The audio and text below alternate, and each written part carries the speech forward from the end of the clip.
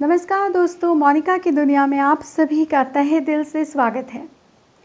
दोस्तों, मैंने अपना जो पिछला वीडियो बनाया था वो था हिंदी दिवस पर कैसे आप भाषण दे सकते हैं। आपने उस वीडियो को काफ़ी प्यार दिया और आप में से कई लोगों ने मुझसे ये कहा कि उन्हें हिंदी दिवस पर मंच संचालन करना है। यदि आप मंच संचालन करना चाहते हैं तो आज का वीडियो खास आपके लिए है, क्योंकि आज मैं आपके लिए लेकर आई हूँ हिंदी दिवस पर एक अच्छा मंच संचालन कैसे किया जा सकता है और कौन कौन सी बातों को कहा जा सकता है। तो बिल्कुल देर नहीं करते हैं और शुरू करते हैं आज का ये खास वीडियो।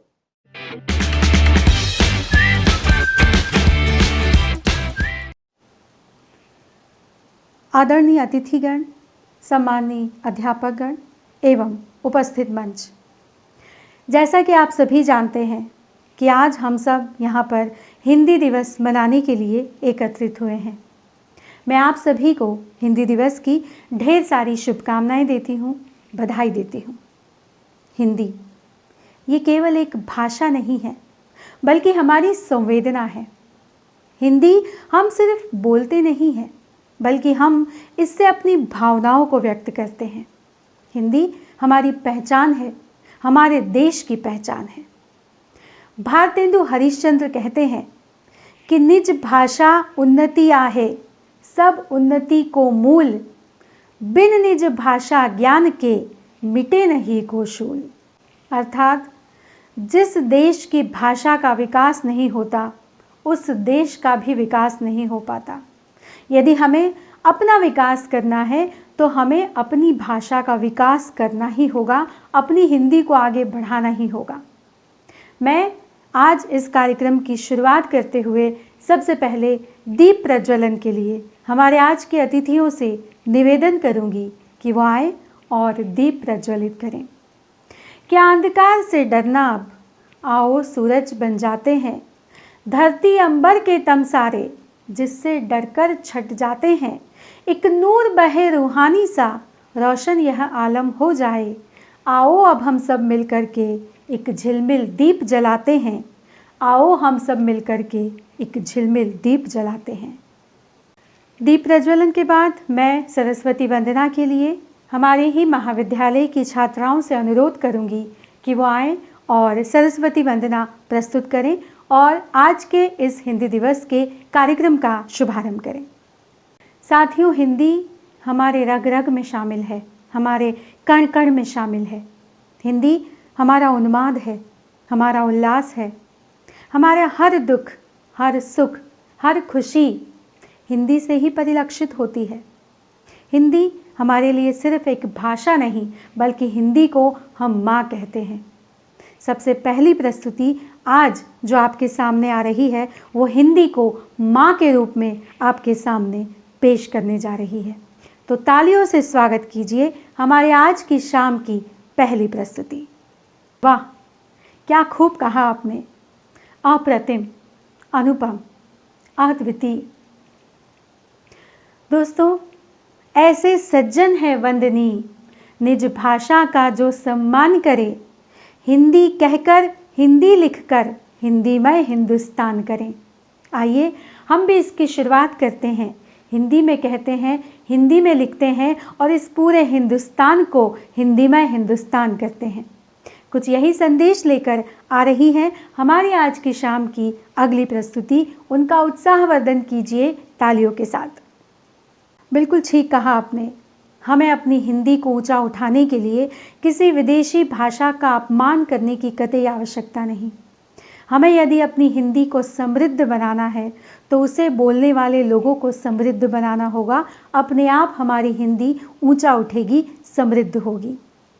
मुझे डॉक्टर कविता किरण की चंद पंक्तियां याद आती हैं कि कभी मीरा, कभी तुलसी, कभी रसखान है हिंदी, हमारी संस्कृति साहित्य की पहचान है हिंदी, प्रगति पथ का प्रथम सोपान है, उत्थान है हिंदी, हमारी जान है हिंदी, हमारी शान है हिंदी। इन्हीं पंक्तियों के साथ स्वागत कीजिए हमारी आज की शाम की अगली प्रस्तुति का और तालियों के साथ उनका उत्साहवर्धन कीजिए। अनुपम अभिव्यक्ति। वाकई हमारा हिंदी साहित्य जिसका इतना समृद्ध इतिहास रहा है, उस इतिहास में जो दिया हमने जलाया था आइए फिर से आज उस दिए को जलाते हैं ताकि उसकी रोशनी हमारे भविष्य तक ज़रूर पहुँचे। मुझे आदरणीय अटल बिहारी वाजपेयी जी की चंद पंक्तियाँ याद आती हैं कि हम पड़ाव को समझे मंजिल, लक्ष्य हुआ आँखों से ओझिल, वर्तमान के मोह जाल में आने वाला कल न भुलाएं, आओ फिर से दिया जलाएं, आओ फिर से दिया जलाएं। आइए फिर से दिया जलाते हैं और इस हिंदी साहित्य के समृद्ध इतिहास को हम फिर से सजीव करते हैं। ऐसे ही महान साहित्यकारों से हमारी हिंदी का इतिहास इतना समृद्ध हुआ है। आज भी ऐसे अनेकों कलमकार हैं जो इस हिंदी साहित्य को ऊंचाई पर पहुंचा रहे हैं। किसी ने ठीक ही कहा है कि कवि है वही जो आत्मा का ज्ञान जगा दे, देखे जहां अंधेरा वहीं आग लगा दे, जो तम का समर्थक है उसे रवि न कहूँगी, जिसकी कलम बिकी है उसे कवि न कहूँगी। अपनी कलम को कभी बिकने मत दीजिएगा और हमेशा उसे सच्चाई की राह पर ही चलने दीजिएगा, तभी हमारा हिंदी साहित्य इसी तरह समृद्ध होता रहेगा। आइए स्वागत कीजिए हमारी आज की अगली प्रस्तुति का। वाकई आपकी अभिव्यक्ति से ये साफ परिलक्षित होता है कि हिंदी हमारी भावनाओं की भाषा है। जैसे कि मैंने पहले भी कहा कि ये हमारी संवेदनाओं की भाषा है। हिंदी मौन रहकर भी समझी जा सकती है, बताई जा सकती है, क्योंकि शब्द तो शोर है, तमाशा है, भाव के सिंधु में बताशा है। हमसे पूछो ना अर्थ जीवन का, मौन ही भावना की भाषा है और वही भावना की भाषा है हिंदी। आइए इसी विचार को सुनते हैं हमारी आज की अगली प्रस्तुति में। तालियों से उनका उत्साहवर्धन जरूर कीजिए। हिंदी को मान देने से ही तुम भी आगे बढ़ पाओगे। हिंदी का साथ निभाने से ही तुम भी अपनी पहचान बना पाओगे। और हिंदी को छोड़ा जो अगर तुमने तो तुम भी छूट जाओगे। दुनिया ही नहीं, तुम खुद ही खुद से रूठ जाओगे। इस हिंदी को कभी मत छोड़िए, हिंदी का साथ हमेशा निभाइए। जोरदार तालियों से स्वागत कीजिए हमारी आज की शाम की अगली प्रस्तुति का। ठीक ही तो कहा आपने, हिंदी वाकई ऐसी भाषा है जो अपने आप में हर एक को आत्मसात कर लेती है। एकमात्र ऐसी भाषा है जिसके साथ आप कोई भी भाषा को मिला लें, वो अपने आप ऐसे मिलजुल जाती है जैसे वो एक ही हों। ये विशेषता, ये खूबी सिर्फ हमारी हिंदी में है। इसी विशेषता को बताने के लिए, इन्हीं बातों को दर्शाने के लिए आज की शाम की अगली प्रस्तुति का जोरदार तालियों से स्वागत कीजिए। बिल्कुल हमारे अपने देश के हर एक राज्य की हर एक बोली हमारे लिए उतनी ही महत्वपूर्ण है जितनी हमारे लिए हिंदी है। हमारे देश की अपनी भाषाएं, अपनी बोलियां हमारे लिए बहुत ऊपर है, बहुत ज़्यादा महत्व रखती हैं। विदेशी भाषाओं से कहीं ऊपर उनका स्थान है। आपने उर्दू भाषा के लिए जो बात कही, उस पर मुझे मुनव्वर राणा साहब का एक शेर याद आता है कि लिपट जाता हूँ माँ से और मौसी मुस्कुराती है, मैं गज़ल उर्दू में कहता हूँ और हिंदी मुस्कुराती है।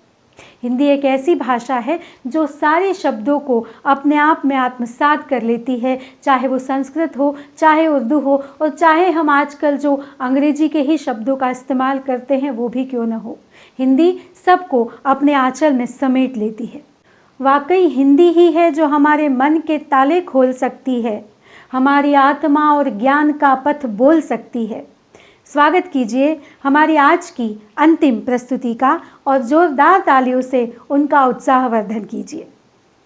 दोस्तों, अंत में मैं बस यही कहूँगी कि यदि हिंदी को हमने उसका सही स्थान दे दिया तो हमें कभी भी हिंदी दिवस मनाने की आवश्यकता ही नहीं पड़ेगी, क्योंकि हिंदी इतनी समृद्ध हो जाएगी कि हमें फिर कभी हिंदी दिवस नहीं मनाना पड़ेगा। मैं अंत में यशवंत सिंह चौहान की चंद पंक्तियों से अपनी बात को ख़त्म करूंगी कि दुश्मन के नापाक इरादों को कहते जय चंदी है, सुहागन की पहचान तो उसके माथे की एक बिंदी है, और अंग्रेजी को शान समझते भारत के और नादानों, भारत का सम्मान तो केवल राष्ट्रभाषा हिंदी है। धन्यवाद। जय हिंद, जय भारत। तो दोस्तों, मैंने वर्चुअली आपको बताने की कोशिश की कि आप कैसे हिंदी दिवस पर मंच संचालन कर सकते हैं और कैसे अपनी बात को रख सकते हैं। आप इस स्क्रिप्ट का इस्तेमाल कहीं भी कर सकते हैं, लेकिन मैंने जो पंक्तियाँ बोली हैं, जो कविताएँ बोली हैं, उनके जो राइटर हैं, उनके जो कवि हैं, उनका नाम ज़रूर बताएं। कभी भी बिना कवि का नाम बताए कोई भी पंक्तियाँ न बोले। यदि आपको नहीं पता है तो ये ज़रूर जिक्र करें कि ये किसी और की कविता है या किसी और की पंक्ति है, आपकी लिखी हुई नहीं है। दोस्तों, मुझे पूरा यकीन है कि मेरा आज का वीडियो आपके लिए उपयोगी साबित हुआ होगा और आज के बाद जब आप हिंदी दिवस पर मंच संचालन करेंगे तो एक मंजे हुए वक्ता की तरह आप मंच संचालन कर पाएंगे। यदि आपके कोई सुझाव हैं तो उनका स्वागत है। आप मुझे मेल कर सकते हैं या फिर आप मुझे कमेंट में भी बता सकते हैं। आप चाहें तो मुझे इंस्टाग्राम और फेसबुक पर फॉलो कर सकते हैं। मैंने उन दोनों का ही लिंक नीचे डिस्क्रिप्शन बॉक्स में दिया है।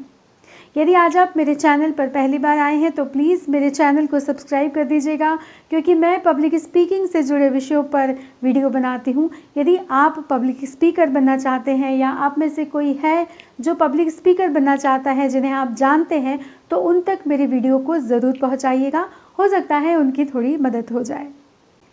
दोस्तों, आप में से कई लोग मुझे कहते हैं कि उन्हें स्क्रिप्ट की PDF चाहिए, उन्हें रिटर्न में स्क्रिप्ट चाहिए, लेकिन आज मैं आपको ये बात बता देना चाहती हूँ कि यदि आप एक अच्छे पब्लिक स्पीकर बनना चाहते हैं, आप एक अच्छे वक्ता बनना चाहते हैं, तो आपके बोलने का ढंग, आपके आवाज़ का उतार चढ़ाव, आपकी बॉडी लैंग्वेज और आपके हाव भाव, आपके एक्सप्रेशन, ये ही आपको बेहतर वक्ता बनाते हैं।